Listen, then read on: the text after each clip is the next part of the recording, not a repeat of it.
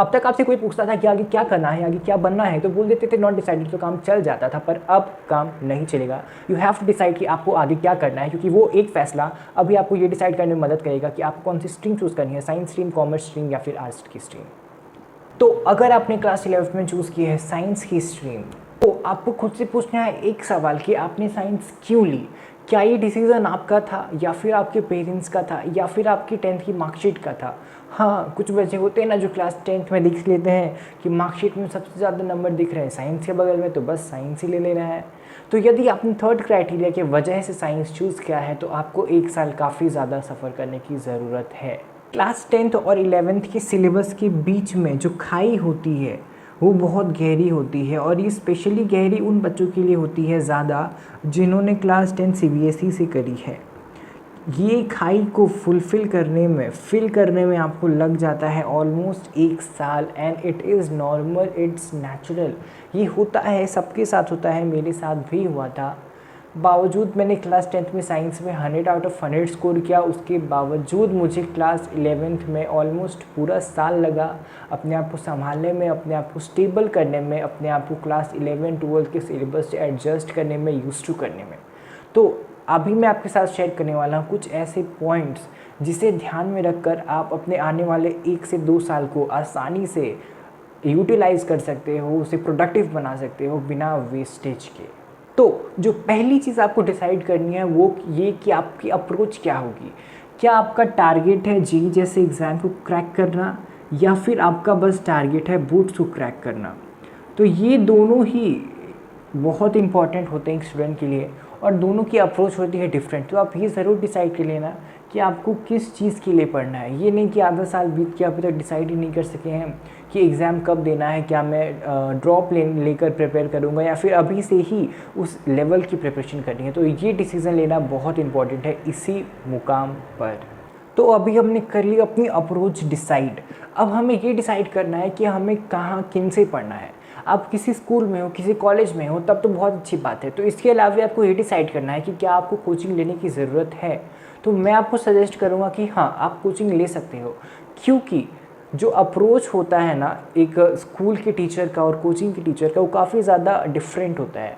तो अपनी नीड के मुताबिक आप कोचिंग ले सकते हो, ये मेरा सजेशन होगा। यदि आपको ठीक लगता है तो लेना, वरना सेल्फ स्टडी से भी बहुत अच्छे बच्चे आगे निकलते हैं। तो it's all depends on you.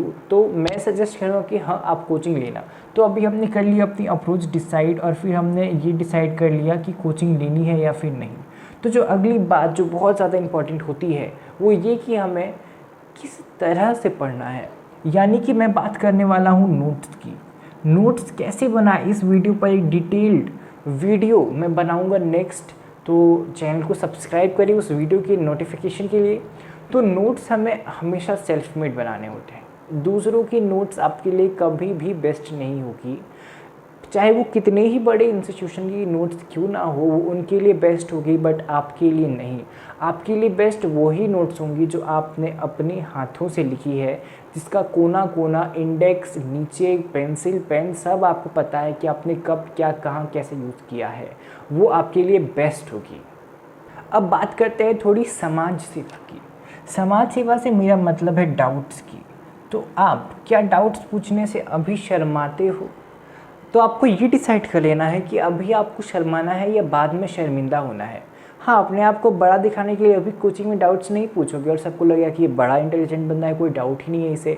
पर जब बाद में आपको डाउट्स होंगे और मार्क्स कम आएंगे, तब आपको उन्हीं बच्चों के सामने शर्मिंदा होना पड़ेगा।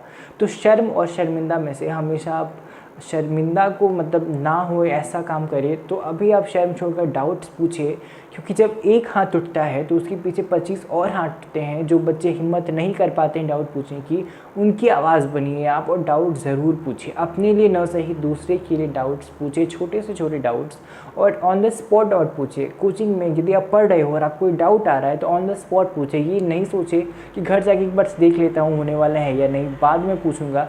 तो ये अप्रोच है बिल्कुल ही गलत। आपको ऑन द स्पॉट पूछ लेना है अपने डाउट्स को कर लेना है बिल्कुल ही क्लियर। तो अब एक ऐसी चीज़ जो शॉर्ट टर्म में थोड़ी डिफ़िकल्ट दिखती है पर लॉन्ग टर्म में इतनी ज़्यादा बेनिफिशियल होती है, जिसे एक्सप्लेन करने के लिए मेरे पास वर्ड्स नहीं है। वो क्या है? वो है short term revisions. Short term revision से मेरा ये मतलब है कि एक चैप्टर कंप्लीट होने के साथ साथ आपको कर लेना है उसे रिवाइज। जैसे यदि आपका एक चैप्टर कंप्लीट हो गया है थर्सडे को, तो वीकेंड्स में आपको उस चैप्टर को पूरी तरह से रिवाइज़ कर लेना है, ताकि बाद में आपके पास एक पहाड़ ना खड़ा हो जाए चैप्टर्स का जिसे आपको रिवाइज़ करना है। क्योंकि ये बात आप ज़रूर याद रखिए कि आपके पास कोई एक सब्जेक्ट नहीं है रिवाइज़ करने के लिए। You have physics, chemistry, maths, इन सभी चैप्टर्स के रिविजन्स आप करने होते हैं। तो आप जितना ही ज़्यादा अभी से धीरे धीरे पहाड़ को तोड़ना शुरू करोगे, बाद में आप देखोगे कि पहाड़ रहा ही नहीं। तो आपको यदि बाद में अपना काम को कर लेना है आसान, तो अभी से आपको रिवीजन शुरू करनी है। जैसे ही चैप्टर कंप्लीट होती है, आप खुद को ही टारगेट दो कि मैं इसे कितनी जल्दी से रिवाइज़ कर सकूं। तो आप चैप्टर कंप्लीट होने के साथ उसे रिवाइज़ ज़रूर करें, आपको लॉन्ग टर्म में बहुत ज़्यादा बेनिफिशियल होगा। अगली बात क्या है? अगली बात है अपने तो अपने होते हैं बात। अपने तो अपने क्या, कौन है हमारे अपने? हमारी अपनी है एनसीईआरटी की बुक।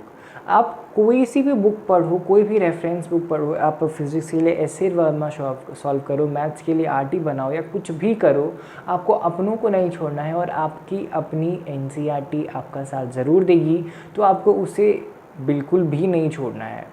ओके, तो आप कोई भी चैप्टर जहाँ से भी पढ़ो, इधर आप कोचिंग के नोट से पढ़ो, उनके मॉड्यूल से पढ़ो, या कहाँ से भी पढ़ो, बट आपको घूम फिर कर एक बुक को रेफ़र करना ही है, और वो है आपकी एनसीईआरटी।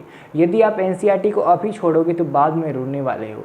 तो एनसीईआरटी को ज़रूर पढ़े, इसीलिए आप ध्यान रखिए कि एनसीईआरटी इज़ हमारी अपनी, एनसीईआरटी हमारी अपनी है और इसको हमें कभी भी नहीं छोड़ना है। तो ये थी कुछ ऐसी बातें जिसे फॉलो कर आप अपने आने वाले 1 से 2 साल को सेव कर सकते हो, उन्हें ज़्यादा प्रोडक्टिव बना सकते हो, और 11th सेमेस्टर के एंड में रोने से खुद को बचा सकते हो। ये सबके साथ होता है, आपके साथ ना हो, इसीलिए इन टिप्स को ज़रूर फॉलो करिए।